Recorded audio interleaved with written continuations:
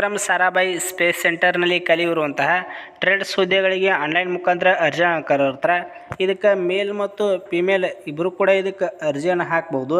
ಮತ್ತು ನೀವು ಇದನ್ನು ಆನ್ಲೈನ್ ಮುಖಾಂತರ ಅರ್ಜಿಯನ್ನು ಹಾಕಕ್ಕೆ ಪ್ರಾರಂಭ ದಿನಾಂಕ ಮುಂದೆ ತಿಳಿಸ್ಕೊಡ್ತೀನಿ. ಮತ್ತು ನೋಟಿಫಿಕೇಷನ್ ಡೇಟ್ ರಿಲೀಸ್ ಮಾಡಿ ಡೇಟ್ ನೋಡ್ಬೋದು. ಇಲ್ಲಿ 31/5/2025 ನೋಟಿಫಿಕೇಷನ್ ಡೇಟ್ ರಿಲೀಸ್ ಮಾಡಿರ್ತೈತಿ. ಮತ್ತು ಇದು ಆಲ್ ಓವರ್ ಇಂಡಿಯಾ ಇರ್ತೈತಿ. ಕರ್ನಾಟಕದವರು ಕೂಡ ಇದಕ್ಕೆ ಅಪ್ಲಿಕೇಶನ್ ಹಾಕಕ್ಕೆ ಎಲಿಜಿಬಲ್ ಇರ್ತೀರಿ. ಮತ್ತು ಒಂದೊಂದಾಗಿ ಪೋಸ್ಟ್ಗಳು ನೋಡ್ತಾ ಹೋಗೋದಾದರೆ ಯಾವ ರೀತಿ ಟ್ರೇಡ್ಗಳು ಕರೆದಿರ್ತಾರೆ ಅಂತ ನೋಡ್ಬೋದು. ಒಂದೇದು ನೋಡ್ಬೋದು ಸ್ನೇಹಿತರೆ, ಪಿಟ್ಟರ್ ಹುದ್ದೆ ಕರೆದಿರ್ತಾರೆ. ಮತ್ತು ಇದು ಪೋಸ್ಟ್ ಕೋಡ್ ಆಗಿರ್ತೈತಿ. ಪೋಸ್ಟ್ ಕೋಡ್ ಎದಕ್ಕೆ ಕೊಟ್ಟಿರ್ತಾರಪ್ಪ ಅಂತಂದ್ರೆ, ನೀವು ಅಪ್ಲಿಕೇಶನ್ ಈಗ ಪಿಟ್ಟರ್ಗೆ ಅಪ್ಲಿಕೇಶನ್ ಹಾಕಕತ್ತೀರಂದ್ರೆ ಟ್ರೇಡ್ ಸಬ್ಜೆಕ್ಟ್ ನೀವು ಸೆಲೆಕ್ಟ್ ಮಾಡ್ಕೊಂಬಂದು ಟ್ರೇಡ್ ಸಬ್ಜೆಕ್ಟ್ ತೊಗೊಳಂಗಿಲ್ಲ. ಡೈರೆಕ್ಟ್ ಪೋಸ್ಟ್ ಕೋಡ್ ಹಾಕಿದ್ರೆ ಆ ಟ್ರೇಡಸ್ ತೊಗೋತೈತಿ. ಇಲ್ಲಿ ನೋಡ್ಬೋದು, ಈ ಪಿಟ್ಟರ್ ಹುದ್ದೆಗೆ ಅಪ್ಲಿಕೇಶನ್ ಹಾಕ್ತಿದ್ರಿ ಅಂದರೆ ಈ ಪೋಸ್ಟ್ ಕೋಡ್ನ ಉಪಯೋಗ ಮಾಡ್ಕೊಂಡು ಇದಕ್ಕೆ ಅರ್ಜಿ ಹಾಕ್ಬೋದು. ಮತ್ತು ಇದಕ್ಕೆ ಅಪ್ಲಿಕೇಶನ್ ಹಾಕಕ್ಕೆ ಕ್ವಾಲಿಫಿಕೇಷನ್ ನೋಡ್ಬೋದು ಸ್ನೇಹಿತರೆ. SSLC ಪಾಸಾಗಿದ್ದವರು ಇದಕ್ಕೆ ಅಪ್ಲಿಕೇಶನ್ ಹಾಕ್ಬೋದು. ಅದ್ರ ಜೊತೆಗೆ ITI NTC ಅಥವಾ NAC ಇನ್ ಪಿಟ್ಟರ್ ಟ್ರೇಡ್ ಇದ್ರೊಳಗೆ ಕಂಪ್ಲೀಟ್ ಮಾಡಿದ್ರಿ ಅಂದರೆ NAC ಒಳಗೆ ಪಿಟ್ಟರ್ ಟ್ರೇಡ್ ಕಂಪ್ಲೀಟ್ ಮಾಡಿದ್ರಿ ಅಂದ್ರೆ ಈ ಪಿಟ್ಟರ್ ಹುದ್ದೆಗಳಿಗೆ ಇದಕ್ಕೆ ಅಪ್ಲಿಕೇಶನ್ ಹಾಕ್ಬೋದು. ಮತ್ತು ಟೋಟಲಾಗಿ ಪೋಸ್ಟ್ಗಳು ನೋಡ್ತಾ ಹೋಗೋದಾರೆ. ಇಲ್ಲಿ ನೋಡ್ಬೋದು, ಟೋಟಲಾಗಿ 20 ಪೋಸ್ಟ್ಗಳು ಖಾಲಿ ಇದ್ದಿರ್ತಾವೆ. UR 9, OBC 6, SC 4, ST ಯಾವುದೇ ರೀತಿಯಾಗಿ ಪೋಸ್ಟ್ಗಳನ್ನು ಕರೆಯೋದಿರೋಲ್ಲ. ಇಲ್ಲಿ ನೋಡ್ಬೋದು, EWS ಒಂದು ಪೋಸ್ಟ್ಗಳು ಈ ರೀತಿಯಾಗಿ ಟೋಟಲಾಗಿ 20 ಪೋಸ್ಟ್ಗಳಿಗೆ ಅರ್ಜಿ ಕರೆದಿರ್ತಾರೆ. ಮತ್ತು ಸ್ನೇಹಿತರೆ, ಇದರ ಅಪ್ಲೈ ಲಿಂಕ್ ನಮ್ಮ ಗೌರ್ಮೆಂಟ್ ಜಾಬ್ ಅಪ್ಲೈ ಟೆಲಿಗ್ರಾಮ್ ಗ್ರೂಪ್ನಲ್ಲಿ ಹಾಕಿರುತ್ತೆ ನೋಡಿರಿ. ಅಲ್ಲಿ ಹೋಗಿ ನೀವು ಇದಕ್ಕೆ ಅಪ್ಲಿಕೇಶನ್ ಹಾಕ್ಬೋದು ನಿಮ್ಮ ಕ್ವಾಲಿಫಿಕೇಷನ್ ಆಗಿತ್ತಂದ್ರೆ. ಮತ್ತು 2ನೇ ಪೋಸ್ಟ್ ನೋಡ್ತಾ ಹೋಗೋದಾದರೆ ಇಲ್ಲಿ ನೋಡ್ಬೋದು, ಎಲೆಕ್ಟ್ರಾನಿಕ್ ಮೆಕ್ಯಾನಿಕ್ ಹುದ್ದೆಗಳಿಗೆ ಸೇಮ್ ಇದಕ್ಕೂ ಕೂಡ 1ನೇದು SSLC ಆಗಿರಬೇಕು. ಅದ್ರ ಜೊತೆಗೆ 2ನೇ ನೋಡ್ಬೋದು ಇಲ್ಲಿ ITI NTC NAC electronic mechanic trade ಇದಕ್ಕೆ SSLC ಪ್ಲಸ್ ITI ಆಗಿದ್ದರೂ ಕೂಡ ಇದು ಎಲೆಕ್ಟ್ರಾನಿಕ್ ಮೆಕ್ಯಾನಿಕ್ ಹುದ್ದೆಗಳಿಗೆ ಇದಕ್ಕೆ ಅಪ್ಲಿಕೇಶನ್ ಹಾಕ್ಬೋದು. ಇಲ್ಲಿ ನೋಡ್ಬೋದು, ಟೋಟಲಾಗಿ 11 ವೇಕೆನ್ಸಿಗಳ ಖಾಲಿ ಇದ್ದಿರ್ತವೆ. UR 4, OBC 4 ಮತ್ತು SC 1, ST ಯಾವುದೇ ರೀತಿ ಪೋಸ್ಟ್ ಇರುವುದಿಲ್ಲ. EWS ನಲ್ಲಿ 2 ಪೋಸ್ಟ್ಗಳು ಈ ರೀತಿಯಾಗಿ ಟೋಟಲಾಗಿ 11 ಪೋಸ್ಟ್ಗಳಿಗೆ ಅರ್ಜಿ ಕರೆದಿರ್ತಾರೆ. ಮತ್ತು ಸ್ನೇಹಿತರೆ, ಈ PDF ಕೂಡ ನಮ್ಮ ಟೆಲಿಗ್ರಾಮ್ ಗ್ರೂಪ್ನಲ್ಲಿ ಹಾಕಿರುತ್ತೆ ನೋಡಿರಿ. ಅಲ್ಲಿ ನೀವು ಕ್ಯಾಟಗರೈಸ್ ಚೆಕ್ ಮಾಡ್ಕೋಬೋದು, ಎಷ್ಟೆಷ್ಟು ಪೋಸ್ಟ್ಗಳು ಕರೆದಿರ್ತಾರಂತ. ಕ್ಯಾಟಗರೈಸ್ ಚೆಕ್ ಮಾಡ್ಕೊಂಡು ಇದಕ್ಕೆ ಅಪ್ಲಿಕೇಶನ್ ಹಾಕ್ಬೋದು.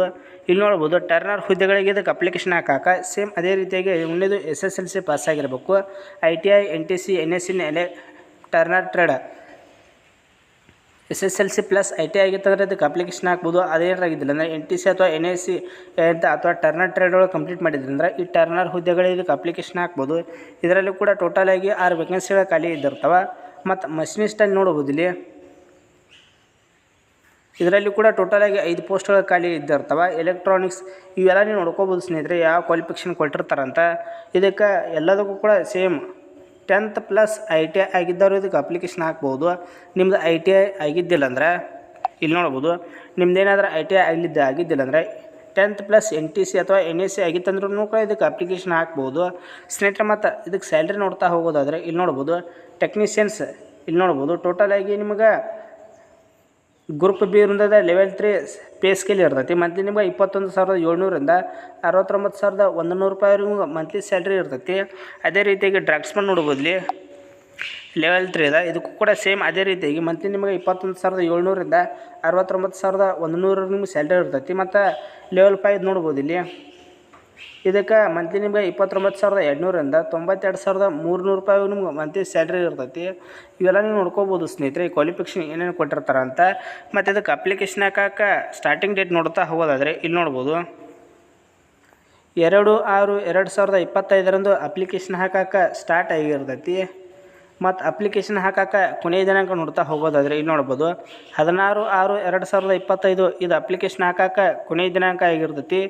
ಇಷ್ಟೊಳಗೆ ನೀವು ಇದಕ್ಕೆ ಆನ್ಲೈನ್ ಮುಖಾಂತರ ಇದಕ್ಕೆ ಅರ್ಜಿಯನ್ನು ಹಾಕ್ಬೋದು. ಇಲ್ಲಿ ನೋಡ್ಬೋದು, ಮತ್ತು ಡೀಟೇಲ್ಡ್ ನೋಟಿಫಿಕೇಷನ್ ಬೇಕಾಗಿತ್ತಂದ್ರೆ ಇಲ್ಲಿ ನೋಡ್ಬೋದು, ಅವ್ರ ಆಫೀಸ್ ವೆಬ್ಸೈಟ್ ಈ ವೆಬ್ಸೈಟ್ನಲ್ಲಿ ದೊರೀತೈತಿ. ಈ ವೆಬ್ಸೈಟನ್ನೇ ಉಪಯೋಗ ಮಾಡ್ಕೊಂಡು ಹೆಚ್ಚುವರಿ ಮಾಹಿತಿ ನೋಡ್ಕೋಬೋದು. ಮತ್ತು ವೆಬ್ಸೈಟ್ ಇದ್ರ ಅಪ್ಲೈ ಲಿಂಕ್ ಎರಡೂ ಕೂಡ ನಮ್ಮ ಟೆಲಿಗ್ರಾಮ್ ಗ್ರೂಪ್ನಲ್ಲಿ ಹಾಕಿರುತ್ತೆ ನೋಡಿರಿ. ಅಲ್ಲಿ ಹೋಗಿ ಕ್ಲಿಕ್ ಮಾಡ್ಕೊಂಡು ಇದಕ್ಕೆ ಅರ್ಜಿಯನ್ನು ಹಾಕ್ಬೋದು.